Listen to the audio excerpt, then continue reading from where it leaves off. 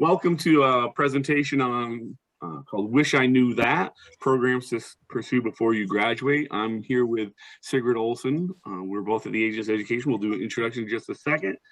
Just want to let you know we may cut off our video to save on some bandwidth, but I'm going to go over to our presentation slides right now to share with you.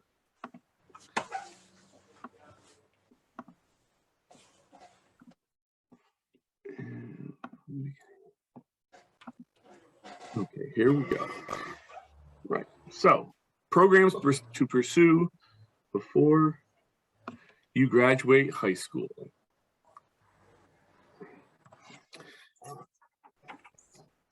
Oops, how did there we go.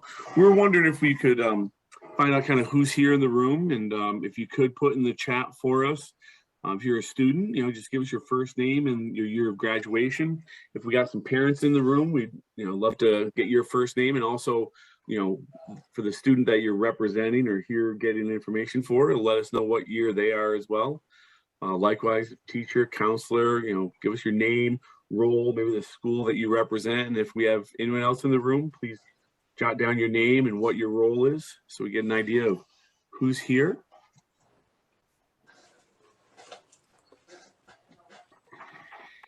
And we kind of have a little agenda. We kind of like to always talk about pathways being your roadmap to your destination. And, there's a bunch of things that you'll encounter along the way.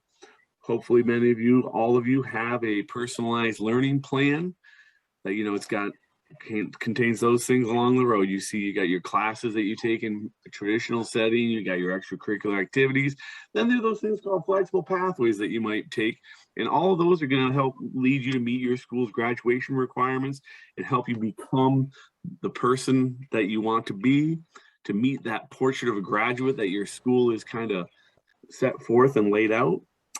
So like I say, much of the time that we're going to be talking about is on those flexible pathways, but we will mention a little bit about personalized learning plans and portrait of graduate along the way.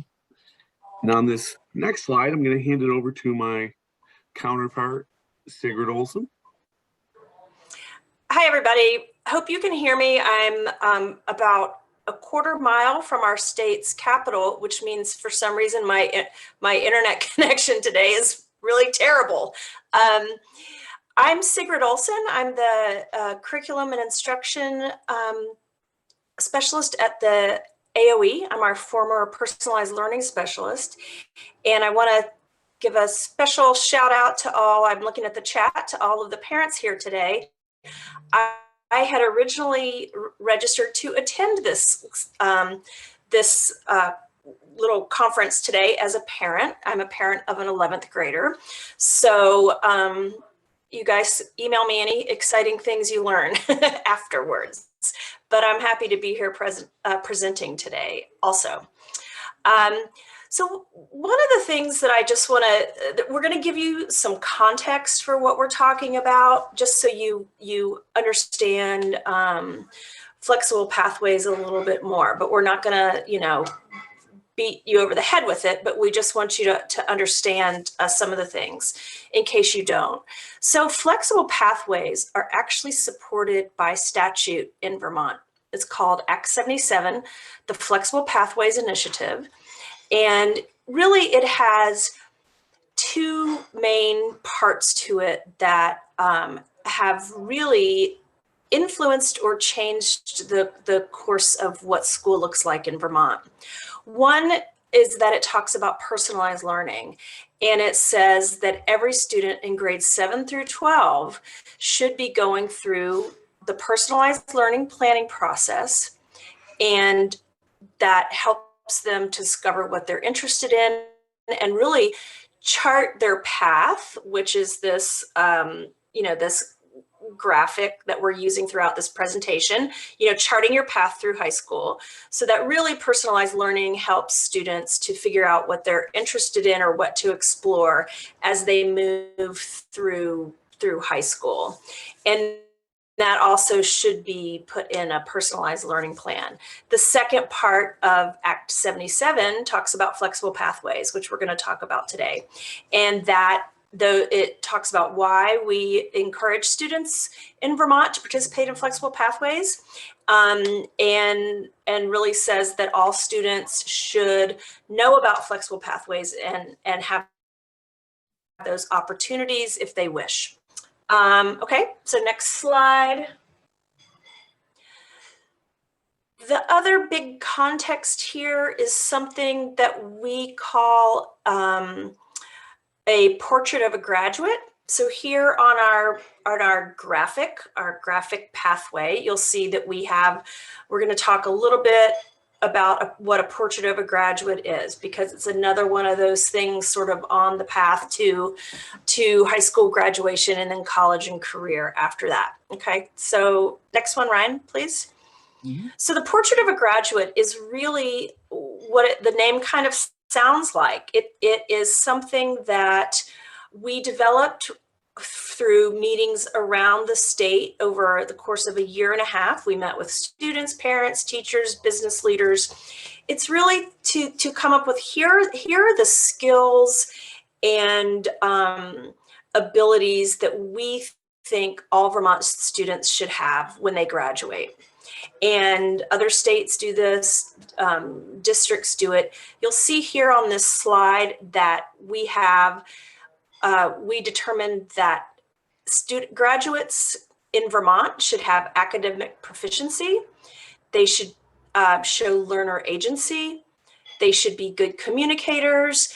They should have a sense of well-being or know what gives them that sense of well-being. We want them to be critical thinkers, and we want them to be global citizens. This is all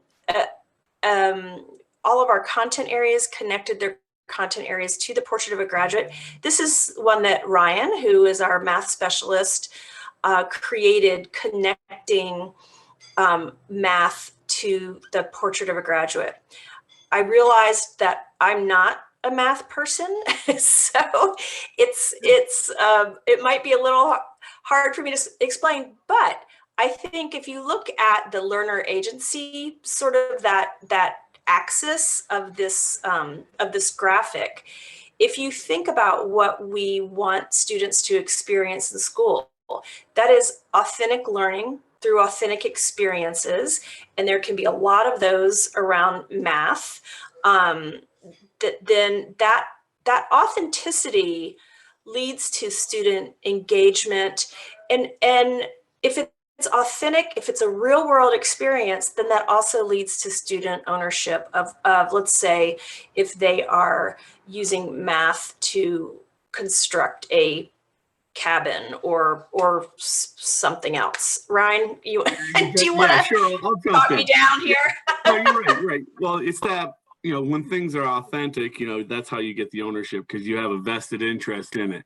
And like the portrait of a graduate, the 6 main axes there around the outside, those are the attributes that, the state of Vermont felt as though in their sample portrait of a graduate, it's like an exemplar. But, there's school districts around the state that have interpreted it their own way and come up with different attributes and whatnot. But the whole idea is, you've got that North Star, that vision of what you want your students to be able to do when they graduate. And then, so each of the content areas, we kind of interpreted like, what is it going to look like as you study in a certain content area? What does it mean to be a critical thinker in mathematics? So for example, as a student, analyzes mathematical information and undertake innovative real-world problem solving, that's where they develop the necessary reasoning skills that will allow them to engage in more complex and demanding situations. And then, another one of those dots on the axis there is that, the student thinking, when you make it public through presentation, both for them independently and in collaboration with their peers, that's a way in which you can validate the ideas as worthy of evaluation and exploration. And that can help build a student's positive identity. And All of this work encourages analysis of unknown situations so that we can understand how components work independently and together, allowing the unknown to become known. I always thought, as a math teacher, that's why we really study math, because we take something that's unknown, break it down into its known parts, reassemble it, and we now understand what we didn't understand before. So it's just a way in which, through the study of mathematics, you can really hone those critical thinking skills to become that graduate that your district envisioned.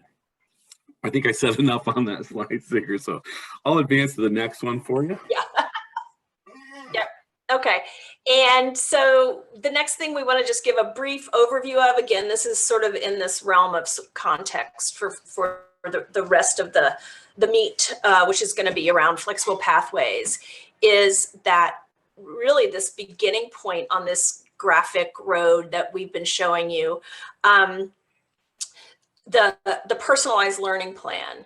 And I am biased towards PLPs and personalized learning because, again, I'm our former personalized learning coordinator. But and I think you can click, Ryan, to this one more slide.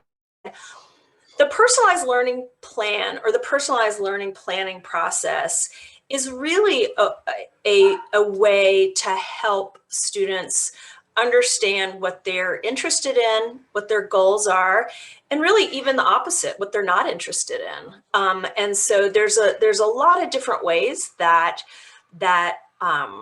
schools can structure integrating PLPs into the classroom to help students understand their interests versus not knowing, what they might be interested in post-graduation. The PLP connects to flexible pathways because understanding those interests and goals can then help you decide which flexible pathway you might be interested in, or which, either I know I'm really interested in this in a career, so this flexible pathway really aligns with that, or I'm not sure, but I want to check that out further through some of these flexible pathway opportunities. So that's a connection between PLPs and flexible pathways under the umbrella of Act 77 in Vermont statute. All right, thanks, Sigrid. Now we'll get right into discussing some of those flexible pathways. And the flexible pathways, there's tied in with learning opportunities, and we want them to be high quality, expanded learning opportunities. It's a way to expand your learning. It's not an alternative. It's really just expanding it, giving you more options to make it a richer experience. And those have both academic and also experiential components, which can result in students obtaining proficiency through, experiences that you encounter outside of the traditional classroom setting. And flexible pathways allow students to apply their knowledge and skills to tasks of personal interest as part of that pathway, and how you can personalize it along the way. So some of the things that we're going to be exploring, we kind of grouped them into 3 different areas. The first one that folks could explore through flexible pathways are careers while you're still in high school. You could experience that by going to a career technical education center. I think there's like 17 different programs that are offered at a technical center in the state. And if your technical center doesn't offer one, well, you can go to another technical center. A lot of options there. And we'll also talk about work-based learning. Those are some internships or apprenticeships that you might do at community businesses. We'll be talking about that. There's those expanded learning options in high school. You have virtual and blended learning. Maybe some of you have already taken an online class. We'll talk about that. And then there is a thing called high school completion program, which is, that's a different alternative that isn't explored often by many because it involves being unenrolled from high school. So we don't want that. We want you to enjoy your experience in high school. And if we're not doing what you have or what you want, then expand that learning and take advantage of these pathways. And then there's also college and high school, which I think many of you are probably here for, especially, that's where VSAC helps out. This is with the dual enrollment and fast forward in early college programs. And we'll talk more about those. And let's start off with college and high school. And you might ask, these are the big questions. Why even take college courses in high school? And then we'll talk about 3 different options that are out there: the dual enrollment, fast forward, and early college. So just some things to talk about here about why you might want to explore college and high school. Earlier Sigurd was talking about, trying things out to see if you do in fact want that to be a career option. It's a great way to take a course at the college level in, say you want to take a college level course in music because you might want to be a music performance major. Well, after taking that college level course, you might say, wow, this is really for me. I am doing this. Or you may, say, that was fun, that was great, but I don't know if that's going to be my life vocation. So, you get to explore college prior to high school graduation. Also, it meets both your high school requirements and also you get college credit for it, which can give you a jump start on earning your credits for college. And getting a couple courses out of the way and getting them under your belt can really help, I think, also building your confidence that you can do it, which is a great thing. And of course, hey, the state's paying for these 2 courses. Well, all the taxpayers of Vermont are paying for those courses for you. So it helps, it does help ease the cost of college. And like we kind of mentioned before, it can kind of get you used to that college experience, to ease that transition, give you that confidence that, yes, I can do this. And the first one I'll talk about in there is the dual enrollment. That is eligible for any 11th or 12th grade student. And that starts the day you finish 10th grade. So yes, if you're a sophomore right now, you can take a dual enrollment course through any of these colleges or universities you see pictured on this screen here, starting this summer. So all you have to complete your 10th grade in order to start, and you have to use up your 2 vouchers before you graduate. That's right, you get 2 vouchers to use over those last 2 years of high school. You could do 1 per year, you could do 1 each summer after your sophomore and junior year, or you could do both of them your junior year, which might be something you want to explore if you're thinking about early college, and we'll get to that in a couple more slides. And the dual enrollment system will just show you a little bit more, because that's something that you actually kind of do on your own. You can go into the dual enrollment system, which is linked right from the AOE's webpage. And you see that highlighted thing over there on that graphic. If you can see that, it says request student account. So once you request a student account, your school counselor will approve it. If you're a home study student, I actually am approving those. So I'll see your request for an account.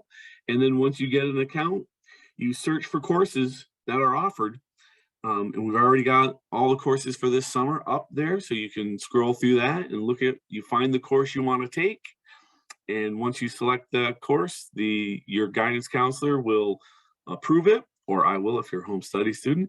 And then it goes to the college. And then it's in their hands from there. And that's when you register for your college course, and you're then a part-time college student beginning in your summer after your sophomore year. And this slideshow will be available, I think is already available on the program manual. And there's links throughout that can take you to different places. So hopefully after this, you go around and explore things. I also want to talk a little bit about Fast Forward. It's very similar to dual enrollment, but it's focused on those students in the Career Technical Education Centers, CTE programs. And they're able to use them during their 11th and 12th grade school years. And they earn college credit. And there are courses offered by both Vermont Tech and the Community College of Vermont. And students in Fast Forward, they can take up to 2 courses per semester.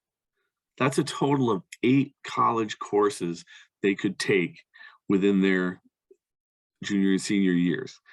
Now that's a tough load to take because it's also on top of your whole regular course load through your CTE program. So that's the max that you could take. Maybe you want to take one a semester, whatnot. But that's something, that's going to vary based on the program you're in and the fast forward courses that are available. And in the dual enrollment system, it's very similar. You still request a dual enrollment account because fast forward is a form of dual enrollment. And through that same platform is how you can request fast forward. When you go into requesting a voucher, they'll ask you if it's for a fast forward course or not, and that's how you get into there. So all those courses are in there as well. So this, I encourage everyone to create an account, and then you can explore and look at the different courses offered. Nothing says that you have to take a course this summer just because you create an account. You can create your account now to be ready for the fall, whenever you want. And earlier I mentioned early college. If you are planning to take early college, well, I'll just start off by saying what early college is. You spend your senior year on a college campus. So it replaces your traditional senior year of high school with a year on a college campus. And those are our partnering institutions that are offering early college: CCV, Vermont Tech, Norwich, Castleton, and Northern Vermont University, which Northern Vermont has actually 2 campuses. There's the Linden and Johnson campuses.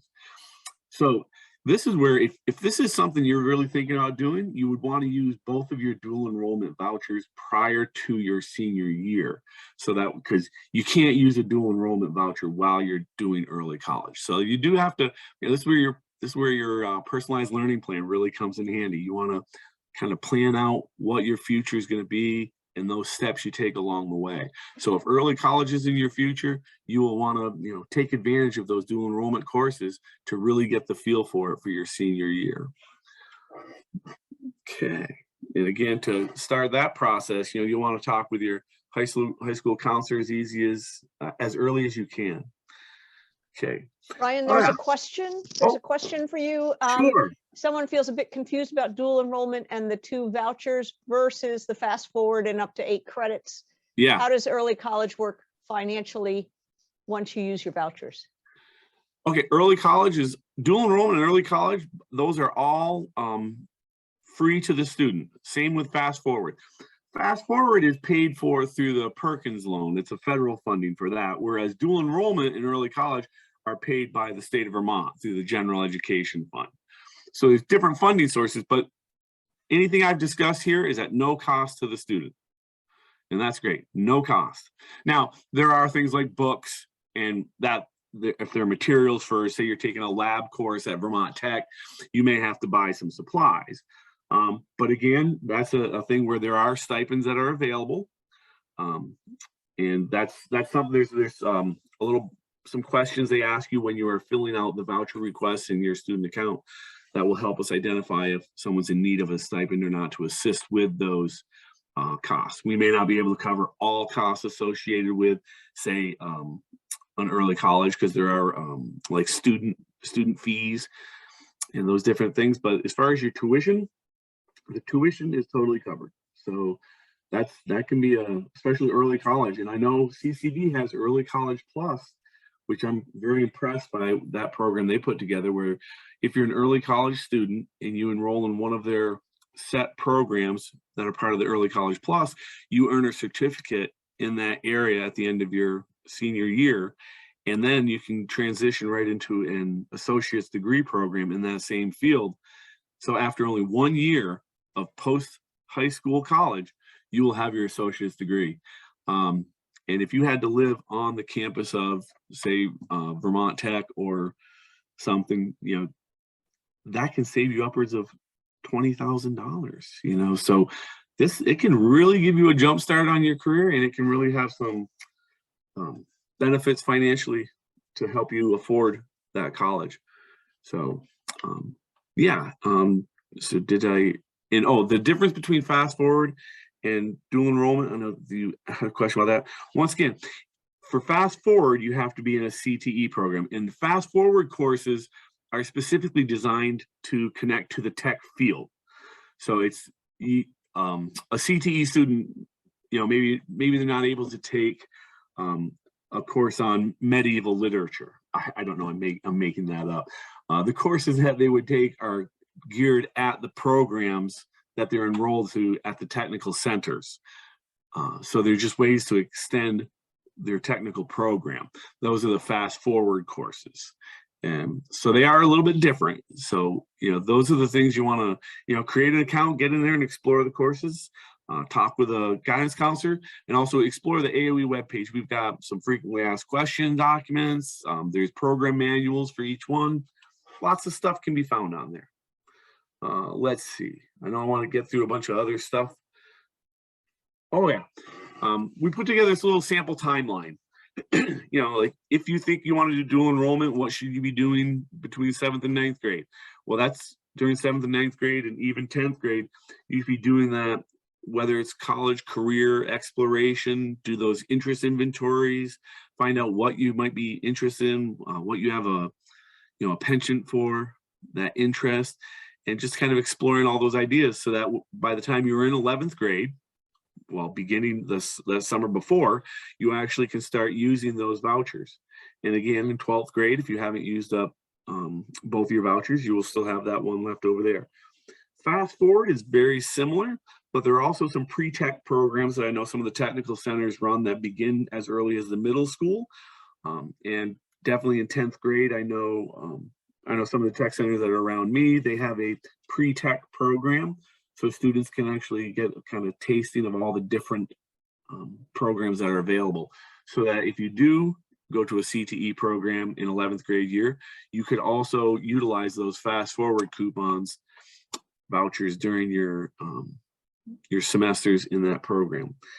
The early college, that definitely you want to plan for ahead of time, because by the time you're in a junior, that's when you actually have to apply and get approval for participating in early college. And that's also where you'll be using your dual enrollment vouchers if you want. They're there for you. And then your senior year, you're in early college. You are a full-time college student taking between 12 and 16 college credits at no cost to you. Okay. And I think, Sigrid, I'm turning it back over to you. Yep. Okay, so remember that we had chunked these flexible pathways into sort of bigger categories, and one of those is and we these aren't official AOE categories. We just did that for this presentation to hopefully help it all make a little bit more sense. So this next section is about careers in high school. Same thing. We'll talk about why you might want to, you or your student might want to explore some of these. We'll talk about CTE and work-based learning, and then we'll do the same thing, look at a timeline. Okay, click, Ryan, when you can. So why would you, or why would your child want to explore some of these? So again, you can think about it in terms of investigating different things that you might be interested in, or you can think about it in terms of, yeah, I know I'm interested in this particular area, and I want to move forward in that way. So if you're just exploring, then you can participate in some work-based learning experiences. That's that last bullet on the slide. But if you are, if you know that you are interested in an option, and especially one that's like a CTE option that we'll look at in a minute, you can earn a credential through a CTE program. You can, by getting involved in some of these, you really are connecting with employers. You're learning about more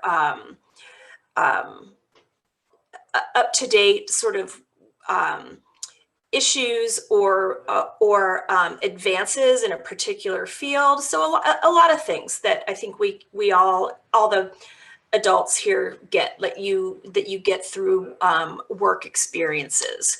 So let's look at, if we go to the next slide, career technical education is one of these that is open to 11th and 12th grade students. We'll look at this again in the timeline at the end, but it's one of the things that you need to apply for before. And again, you can gain through in CTE, you can gain or earn a credential. You can get college credits.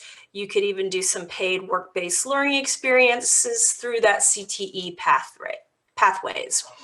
And there are, Ryan, this says 15 service regions. So I don't know if we have 15 or 17, but there's a number of CTE centers around the state. Every high school is associated with a CTE center. So your high school or your kids' high school is feeds into a tech center. And you just need to meet the admission criteria in order to participate. So let's look at the next slide, which I think is really interesting because I'm not sure how the, let's say, citizens of Vermont, parents of Vermont, or educators are familiar with the variety of programs that CTE offers. So I wanted to include this, and I thought I would ask people, when you look at this, these are the CTE programs that we offer in Vermont. When you look at this list, is there anything that jumps out at you either as, oh, that's cool, or I actually didn't realize that program was offered in, as a CTE program? So if something jumps out at you, go ahead and put it in the chat. I'll tell you what mine was. I don't think that I had fully understood that engineering was a CTE program here in the state. My sister's an engineer and has been an engineer for 30 some odd years, and it's a great career pathway, and so that's kind of cool for me to look at that and to realize that that's something that students in Vermont could explore during high school to see if they're interested in engineering. Okay, Karen says she didn't know that law enforcement was part of the CTE program. Yeah, I don't know that if I did either. I'm showing how how little I knew about it. It's so it really is business and forestry. Sarah says it really is. I think that there's there can be a certain perception of CTE, but I think when we look at these programs, we realize that it's more than what those perceptions might be. I'm not even sure we have all of them. Oh, digital, like the digital and visual arts. That's really cool. They're doing all sorts of cool stuff. Culinary arts. Yeah. Can I interject here for a second? Yeah, interject. And I think one of the reasons that a lot of times folks don't realize there's so many, not all of these are necessarily offered at every single one of the tech centers. Like if you didn't know law enforcement was part, law enforcement might not be available at your tech center. But there's a neat little thing out there. If your associated tech center does not offer one of these programs, you can attend another tech center that does.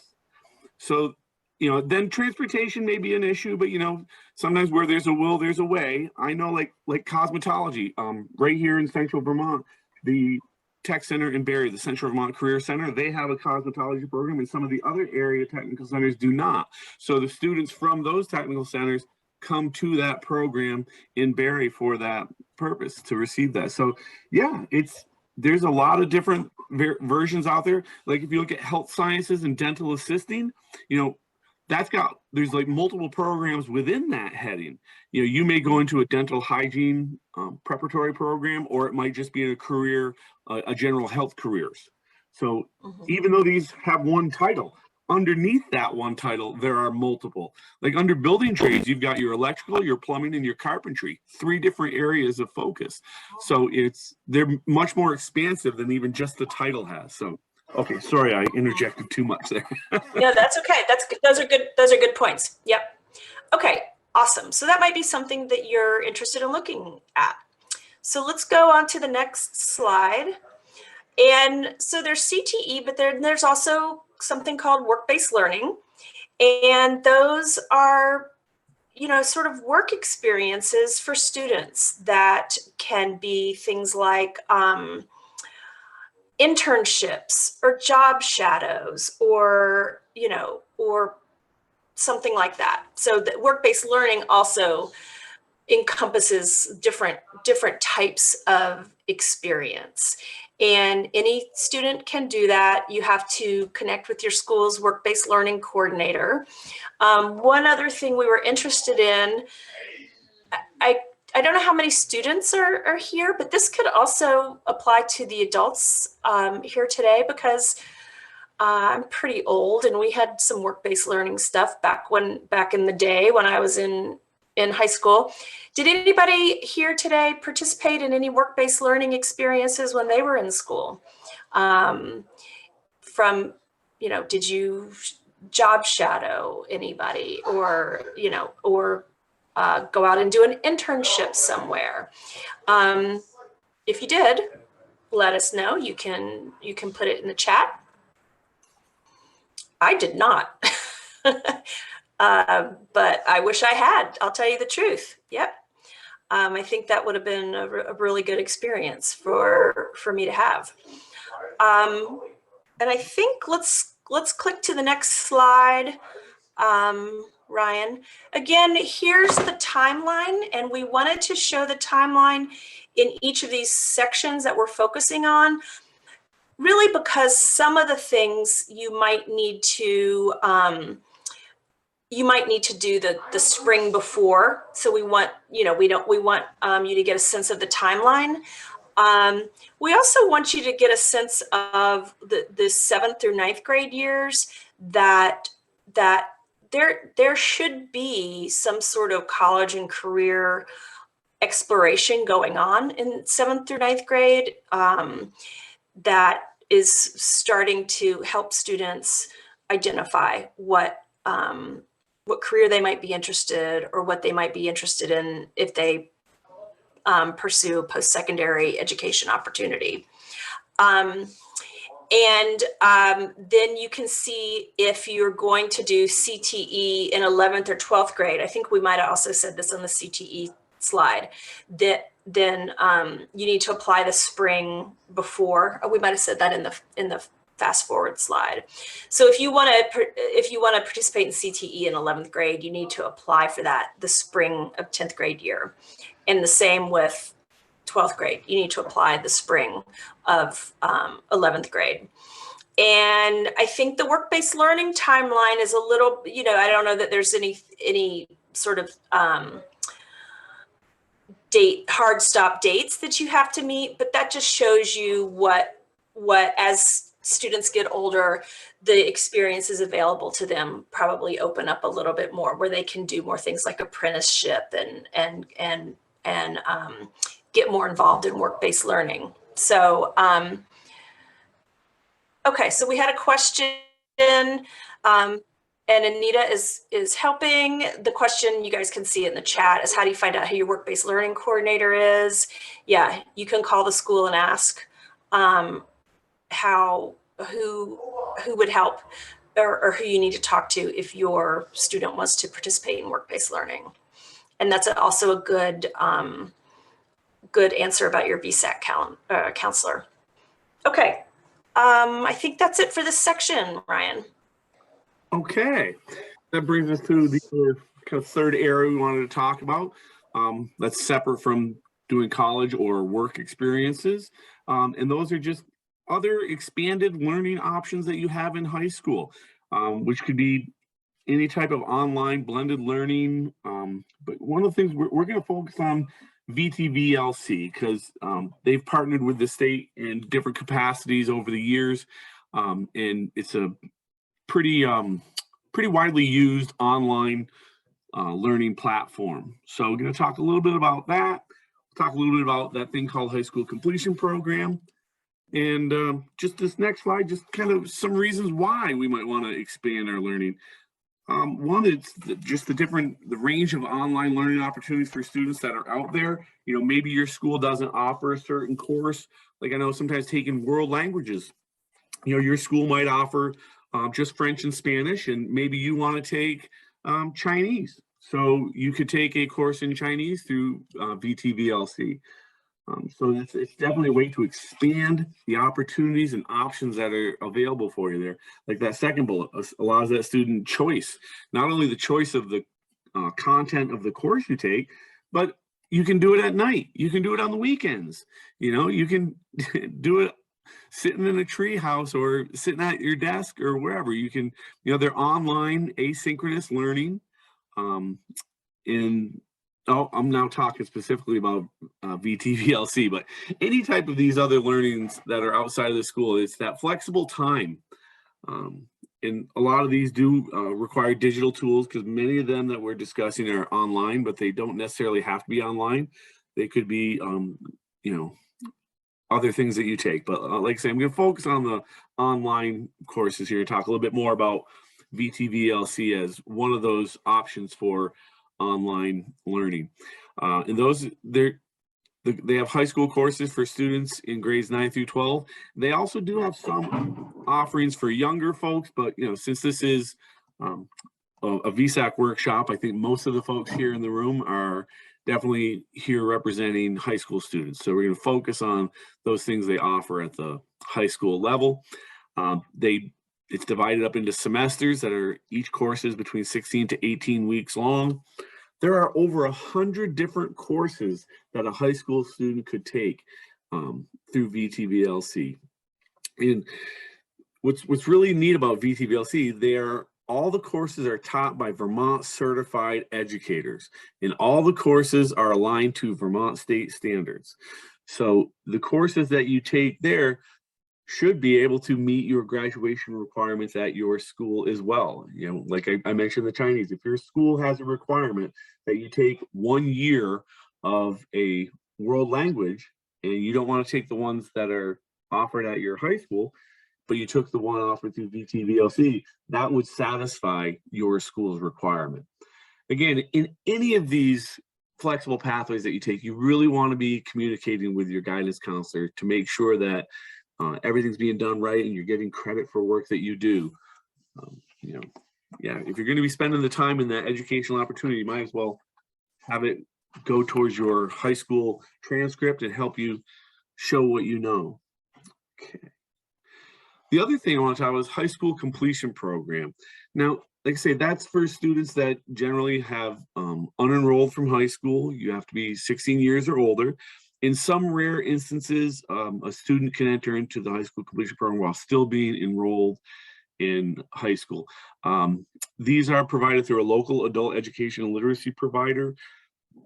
And, one instance, this might be a route that someone wants to take if, say, they're caught in a situation where they have to provide for a family and they need to work a full-time job and they can't go to school between 8 and 3:30 because they need to work. This might be an option that someone like that would want to look into. But again, with the other options that are out there, you could possibly take all your high school courses through VTVLC. But then again, maybe online isn't for you and you need a special program designed to meet your needs. That's where a high school completion program could come in. But even, like we say, right down there on the how, you connect with your high school counselor.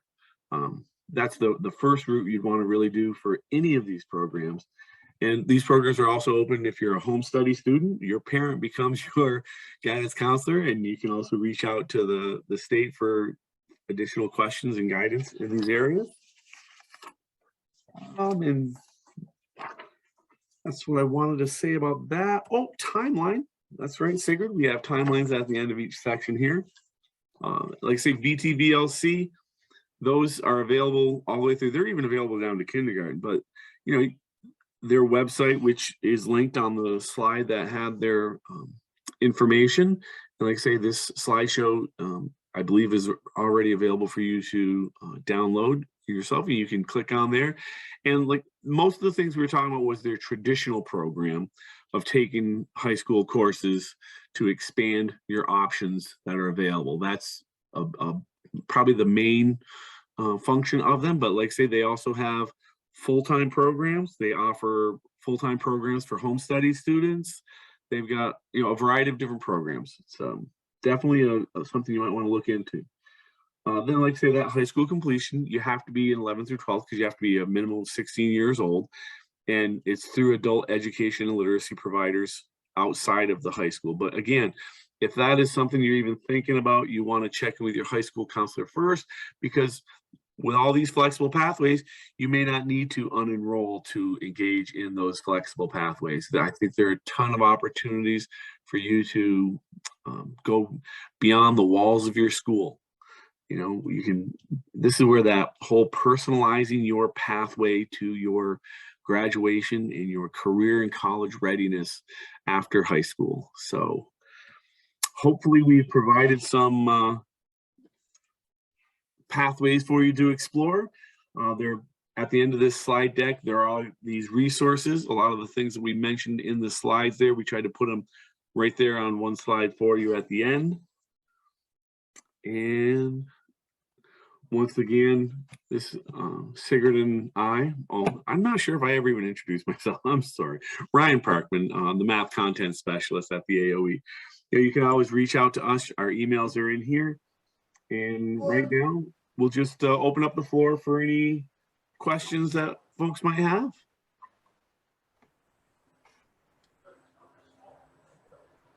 And I think Anita's here helping us. Anita, would it be good for me to stop sharing my screen at this point?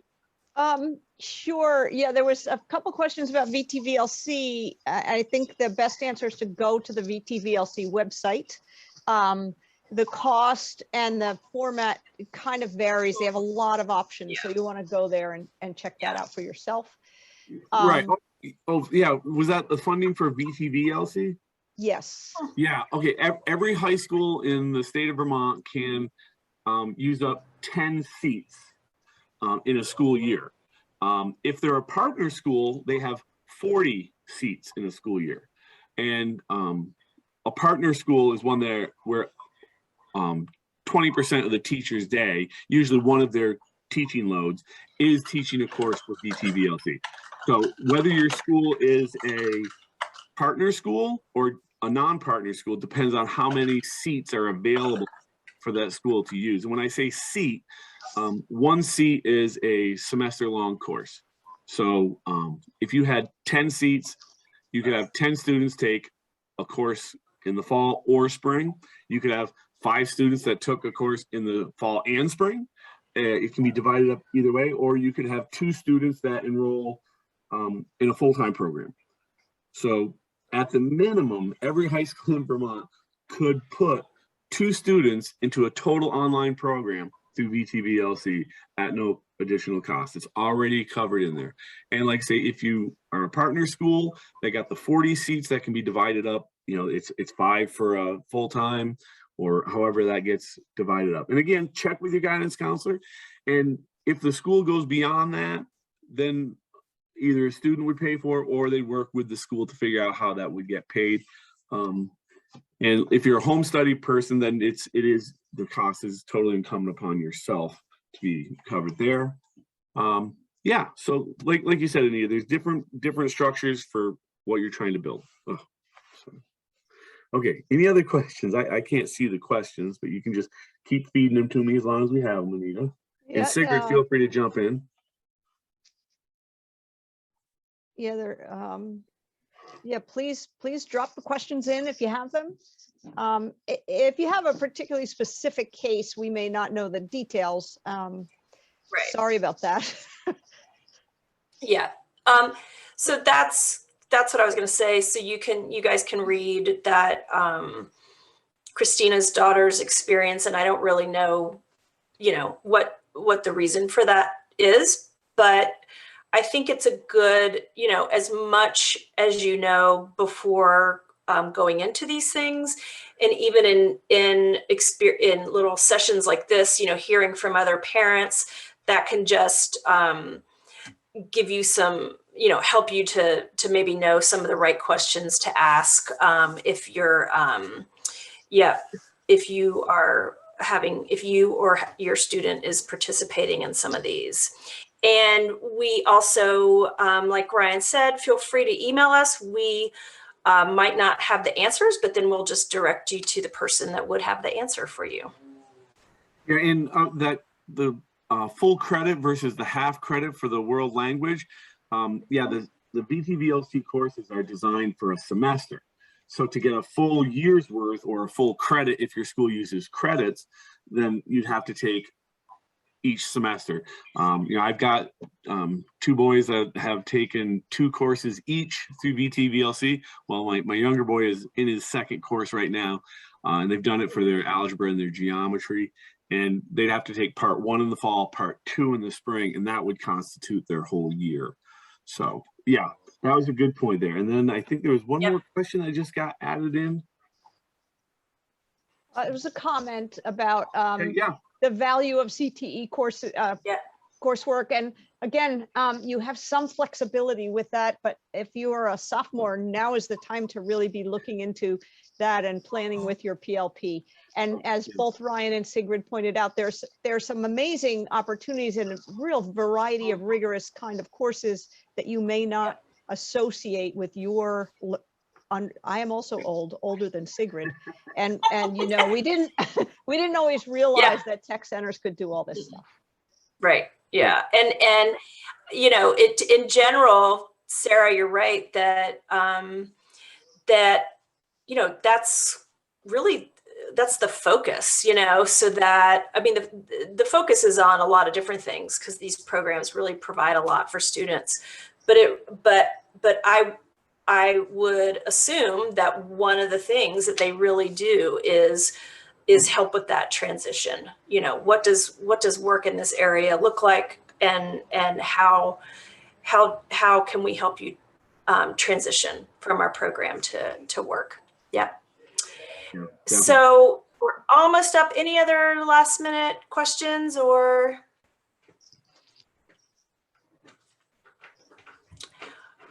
Well, thank you everyone for attending, and you can, like, I think Anita had put it in there that the slides will be ready to view in a couple of days. All of our links in the slides, once you get those should be live links to any of those resources or to our emails, and just let us know.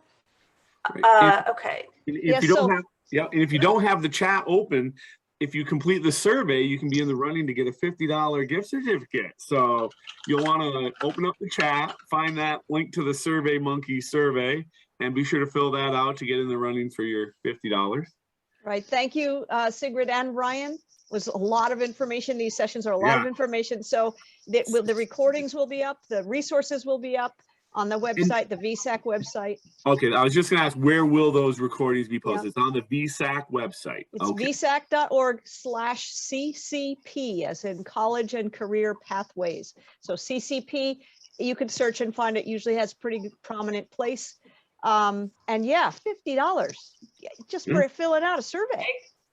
Pretty good these days. Yeah. I'll take it. All right. Great. Thanks, everybody. Great. Thank you all. Thank you all. Okay. Bye.